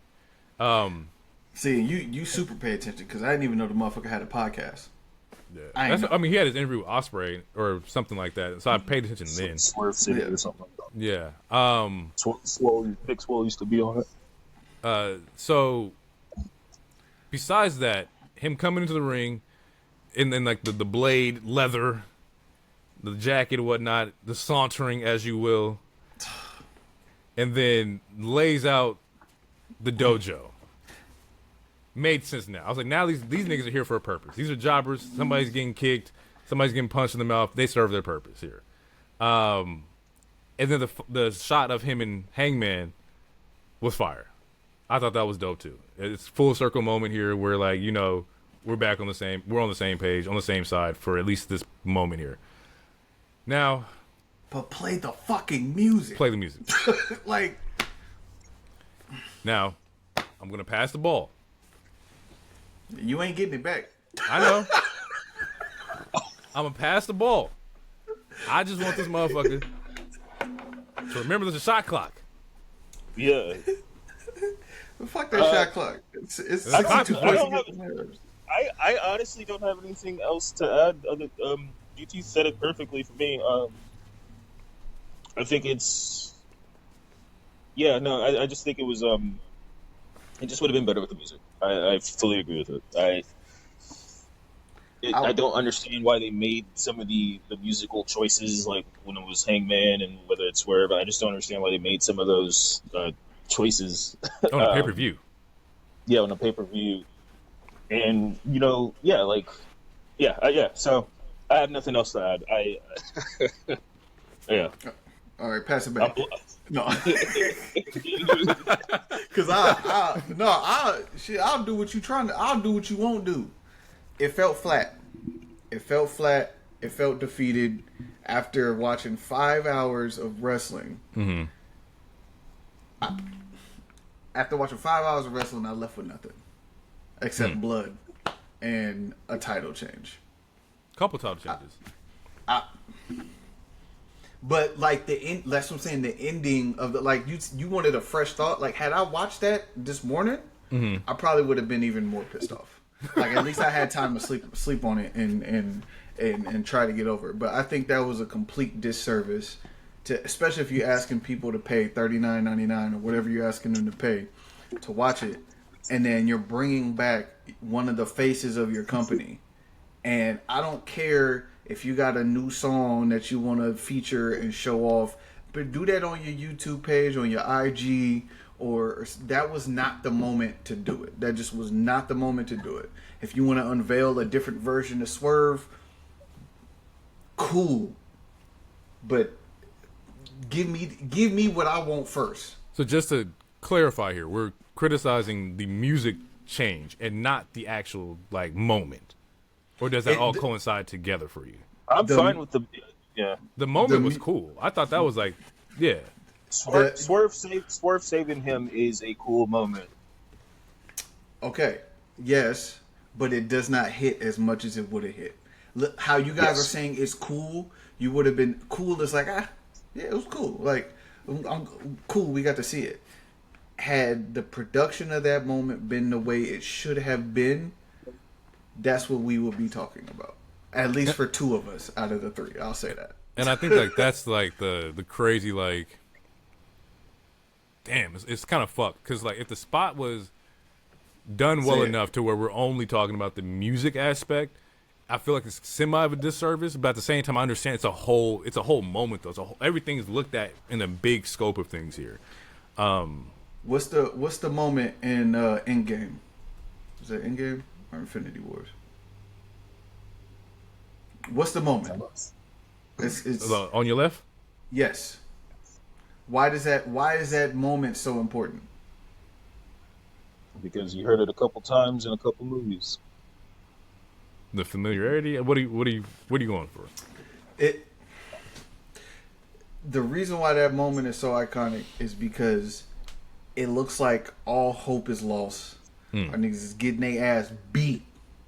It's done. We've come to grips that there's no way they're going to get saved. And then they do get saved. You hear the crackling, you see the rings open, you hear the on your left, and then what cements that moment and makes it iconic is the Avengers theme music is playing in the background while all of these things are happening, and you get the goosebumps and the chills, and you feel that it's epic. For this moment, you just do a disservice and you completely eliminate that ability for that to happen, in my eyes. And I think if this was a different promotion, that would not have happened. No, fuck no. At all. No, that's like Roman coming back to his music change at the same time. No. No. Unless you were like, cause even Rock came back and Rock was like, he used his old theme until he had the final boss like. And then I'm gonna add to it. I'm gonna elevate switch it it on. Yeah. I'm not just gonna because you were so familiar with it. People wanted at that moment. You lost your Hangman. You wanted to swerve and drive. You wanted to hear that version of it. So like, I get that. No, that makes a lot of sense. In closing, to get out of here, to wrap us up here, I will say I'm more interested in seeing where this now goes. Because now Joe as a champion, it opens up a lot more possibilities than had Hangman won. Had Hangman won, like I said, I had pre-predicted. I knew where everything was going. Now I don't know anything. Like, and that's my favorite part about wrestling, when I can't fucking like predict something. So I'm very interested in seeing how this reign goes. They'll probably run a couple tags. Swerve. Joe was the person that Swerve beat to become champion, so they're definitely going to hint at that. But yeah, I don't expect Swerve to beat Joe again not this quickly. So there's a group. That nigga got a team. There's two of y'all. He has a whole four of us. Damn JoJo. Yeah, two of them. I saw 13. I saw at least 18 niggas. He has the hand behind him, man. He has the hand. You never got the hand. The foot. Yeah. Here's the problem with that though, is that numbers game can't work. It can't work. So meaning the foot, the hand, the dojo can't now be comparable to both Swerve and Hangman, because we literally just seen Hangman by himself dispatch of all of them. So it can't just be some regular niggas in t-shirts that we never seen are now helping beat Hangman and Swerve. It has to be other people. Yeah, and we're gonna see how this plays out. I can tell you the people were pissed the fuck off that he dropped that belt, but I like that. I like changing shit up. People were mad. People were pissed, nigga. The people I seen they were pissed that this nigga lost. And I was like, damn, like I understand, like, because people wanted a longer reign. I was like, he had it for 4 months. Like, he beat Mox. Like, you did what you needed to do. And it went to somebody who can also carry. If this went to, like, somebody who I didn't feel like needed it, people compared it to, like, the TNA situation. And I was like, I don't put Kazarian and Joe in the same, like, breath. No. I actually want to see Joe on my TV and hear him talk. So, yeah, I wouldn't put them in the same thing either. Like, that's disrespectful to Joe. Yeah, so we'll see. We'll see where this fucking goes. Continental Classic kicks off next week. So a lot of shit's lining up for AEW. As usual, out of 5. 3.75 for me.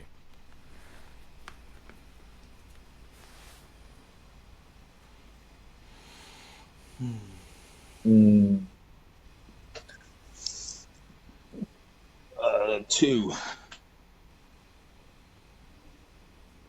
Damn.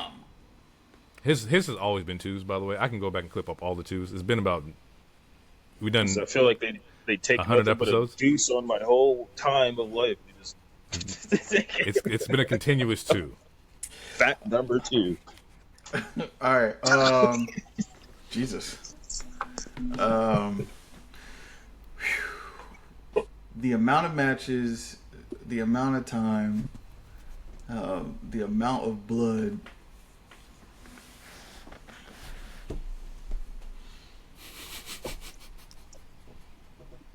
There was 2 matches that I really liked out of the 8 or 10 that were on this card.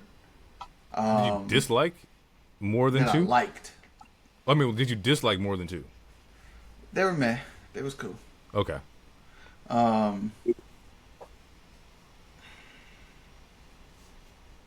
But my expectations are slightly skewed and different for AEW than they are for WWE. Choose a number. I'm about to. I'm just explaining why. You was just like 2. And we know why Jay did 3-7 or what he did because he a sicko. I'm gonna go. I'll probably go 2.75, 3, right in there, like That's right cool. in there, right in between them 2. As long as the number's not low than fucking WrestlePalooza, we're good.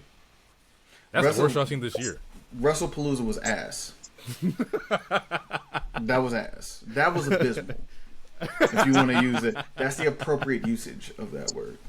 I think they both work.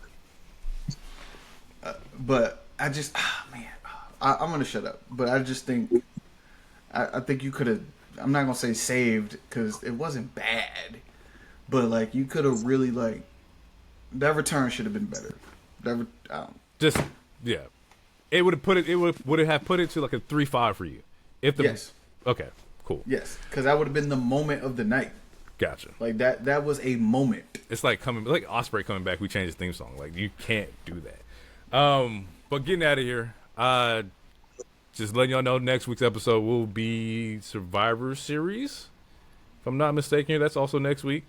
I'm not really excited either. Which makes this episode our Thanksgiving episode, and I urge everyone to go watch the best Thanksgiving movie ever, which is Spider-Man 1. Tobey Maguire. Oh my god! Just because they had a turkey and cranberry can sauce. Yes, it makes it a Thanksgiving movie. So then is Die Hard a Christmas movie? I've heard about that. Absolutely. In my opinion, it's absolutely a Christmas. Okay. All right. All right, people, get ready for our next one in the War Games. We'll see what that turns out to be, and we'll catch you guys in the next one. It's been real. Peace out. Catch 2 sweet Cowboys. Believe in the wave.